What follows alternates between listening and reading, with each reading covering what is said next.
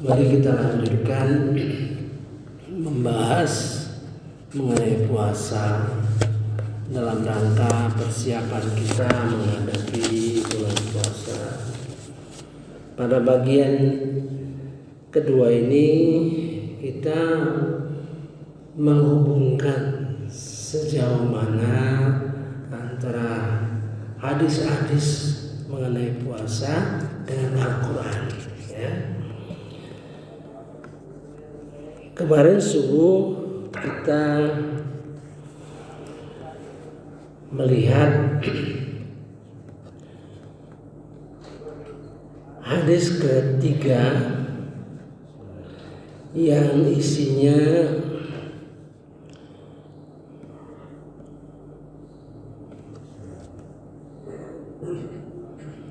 kullu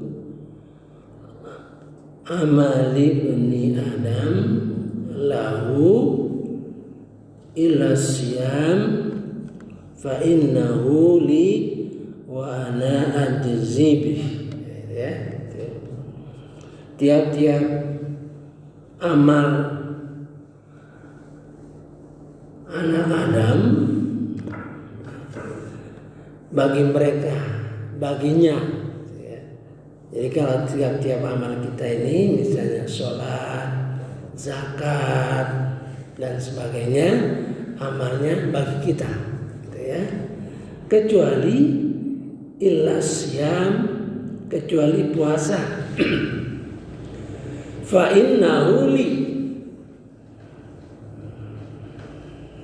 maka sesungguhnya itu bagi Allah. Wa ana ajzibi, dan aku akan memberi pahalanya, membalaskan ganjarannya. Nah, kita melihat itu dari sisi hubungan antara puasa dengan Al-Quran itu penting, ya, gitu kan? Ya, intinya itu penting. Puasa itu penting. Nah, bagaimana kita melihatnya dari sisi Al-Quran? Kemarin kita membahas masalah kata kataba, ya. Kata kataba itu hanya digunakan di dalam beberapa ayat yang mengandung perintah.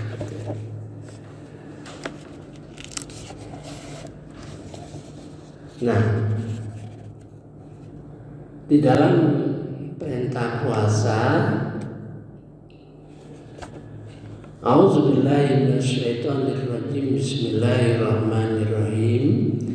Ya ayyuhalladzina amanu, hai orang-orang beriman, kutiba alaikumusiyam, diwajibkan atas kamu berpuasa. Nah,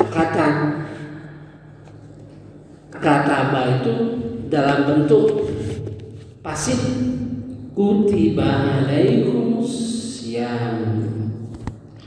Nah, kata-kata itu digunakan antara lain di surah Al-An'am, ya.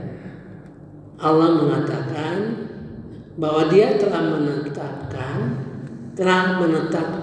memerintahkan kepada dirinya sebagai pemberi rahmat, gitu.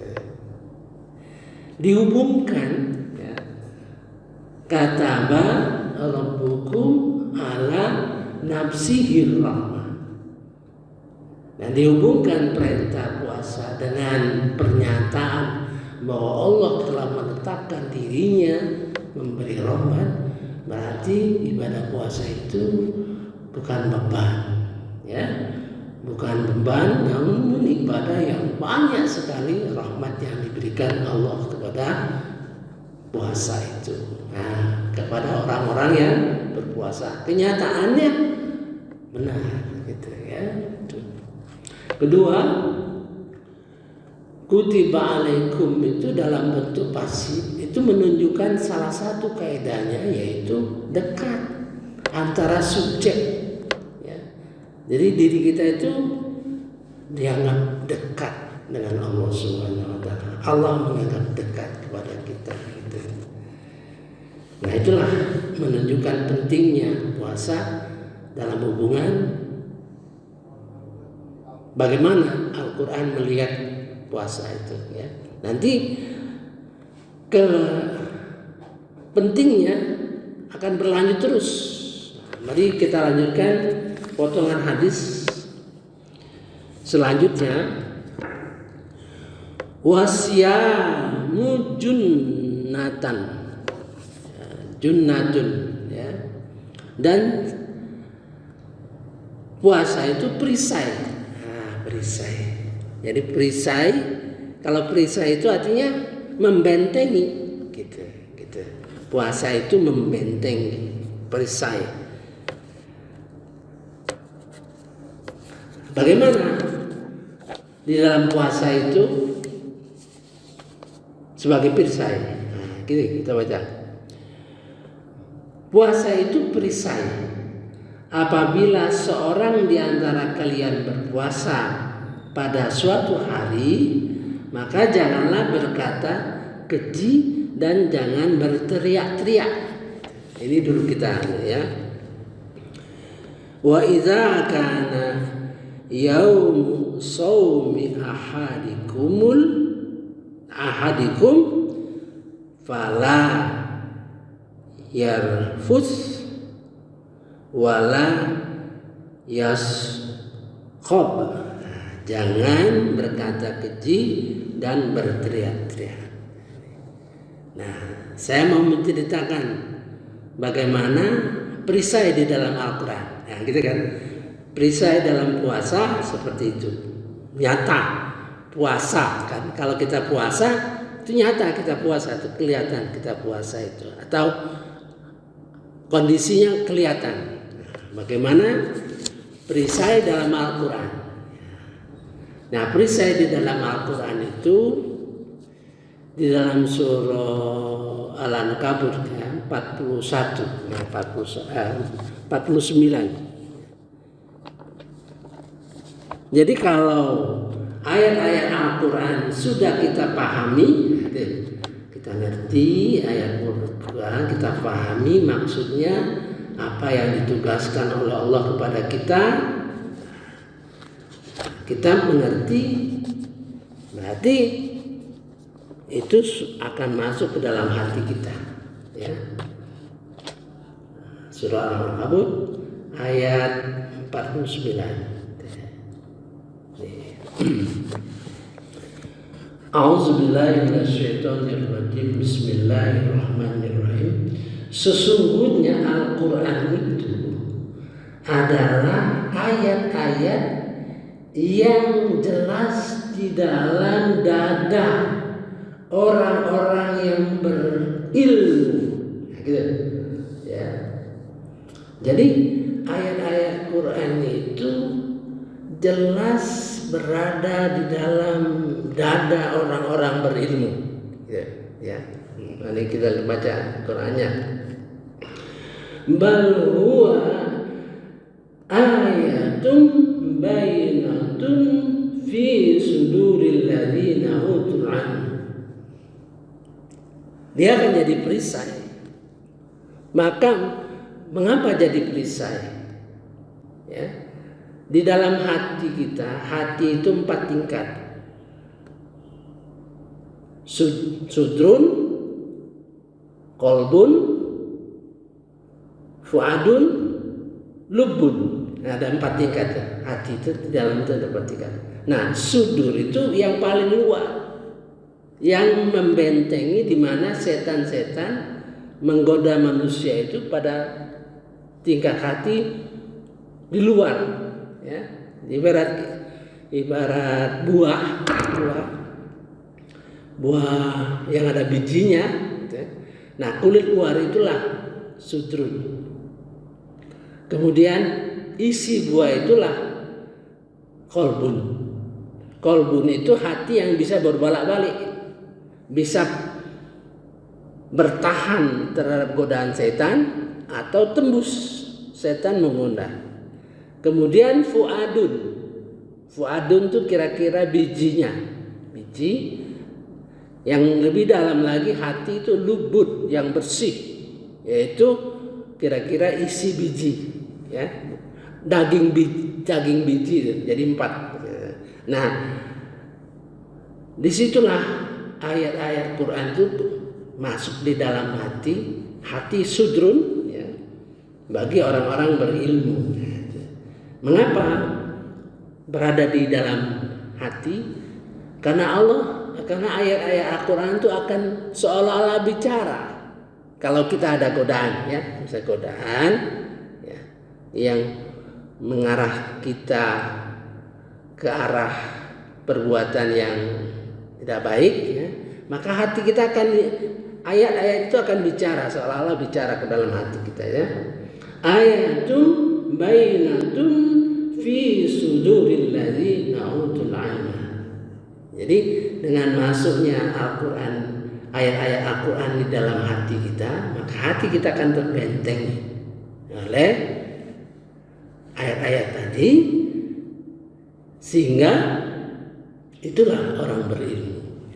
Jadi kalau kita semakin banyak yang kita paham ayat-ayat Quran, semakin banyak kita paham, maka semakin hati kita dibentengi, ya, dibentengi. Sebab kalau ada celah saja, iblis akan menggoda, ya, dan berbahaya sekali. Ya.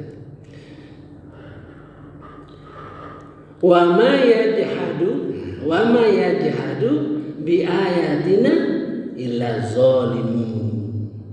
Wa ma yajhadu, mereka tidak mempunyai mengingkari.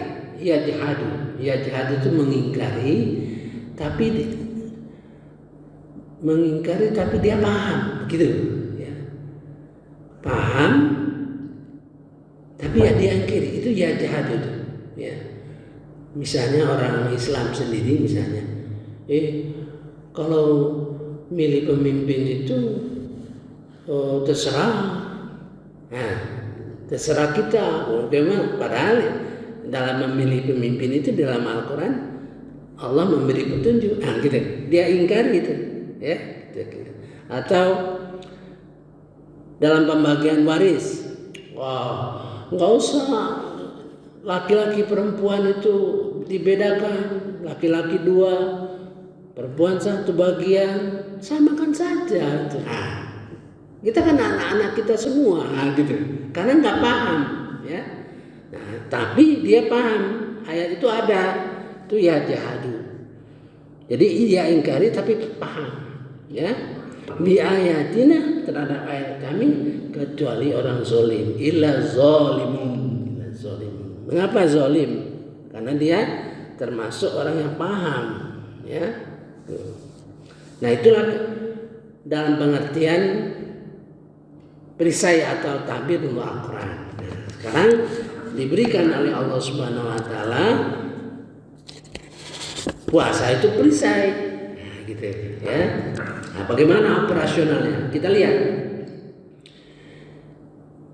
Maka janganlah berkata keji dan berteriak-teriak. Nah, ini menunjukkan, ya, kata-kata itu sendiri kalau berkata keji yang bersifat porno, katakanlah, ya, mengarah kepada hal-hal yang pornografi, tentu orang dewasa, ya kan? Orang dewasa, ya. Kemudian jangan berteriak-teriak. Ini menunjukkan kepada kira-kira tahap anak-anak, gitu. Ini menunjukkan bahwa sebenarnya kata-kata itu menunjukkan, karena puasa ini kan setiap tahun. Tiap tahun kita puasa. Semakin umur kita panjang, semakin banyak jumlah puasanya. Gitu. Seperti saya 68 tahun. Puasanya saya kira sudah hampir 60 tahun, ya kan? Gitu.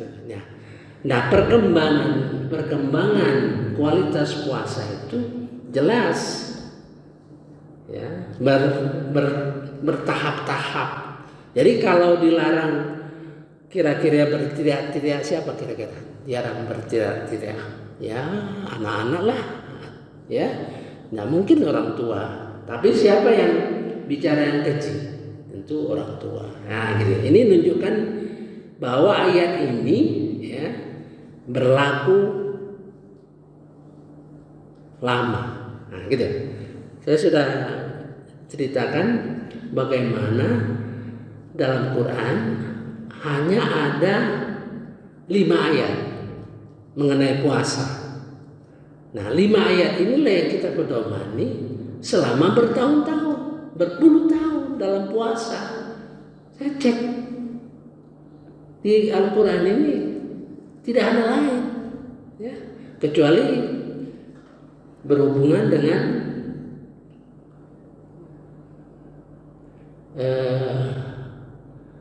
malam turunnya Al-Quran. Nah itu kecuali itu lain, ayat yang lain.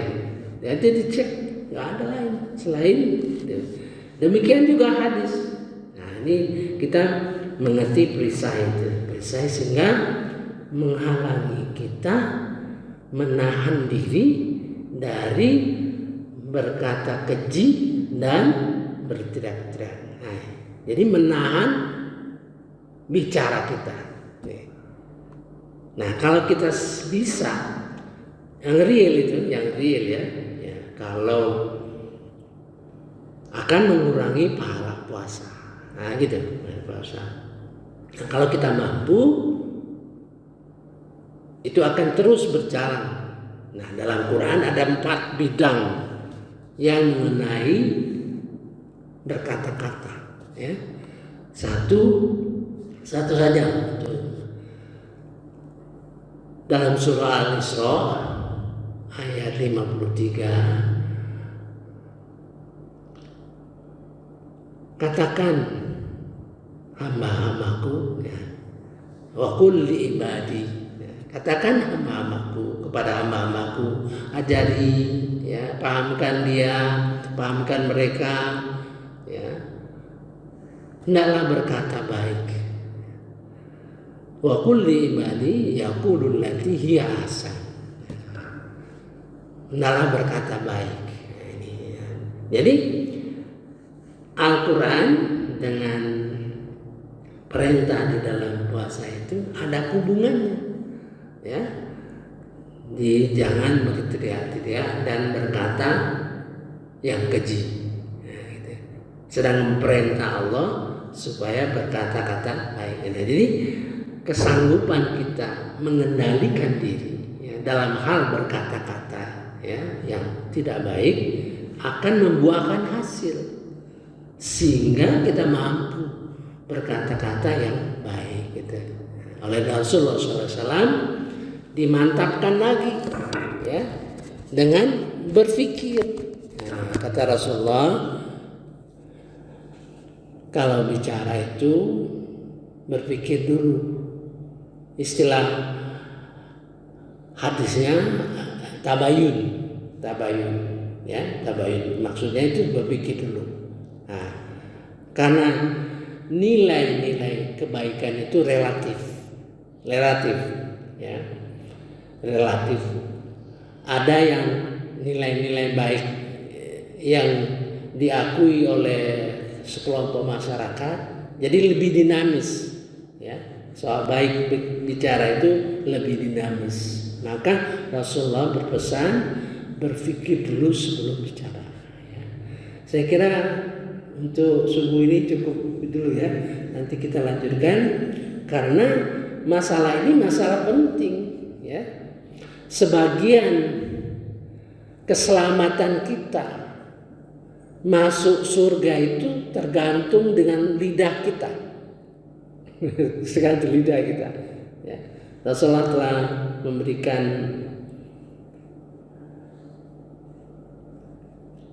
tahu kepada kita bahwa